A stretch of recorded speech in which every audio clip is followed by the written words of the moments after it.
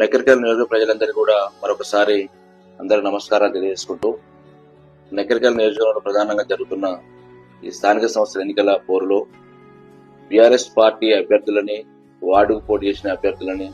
అనేక రకాల ఇబ్బందులు పాలు చేసే పరిస్థితి కనబడుతుంది. కేతపల్లిలో అక్కడ ప్రదీప్ రెడ్డి మొదటి నుంచి కూడా అనేక రకాలుగా కార్యకర్తలకు ప్రజలకు అందుబాటులో సర్వీస్ చేస్తుండు. నాటుపల్లి సత్తయ్య గాని, కడపర్తి కావచ్చు, మంగళపల్లి కావచ్చు, చందుపట్ల కావచ్చు, ఈ భీమవరం కానీ ఏ ఊరు పోయినా కూడా బీఆర్ఎస్ పార్టీ కూడా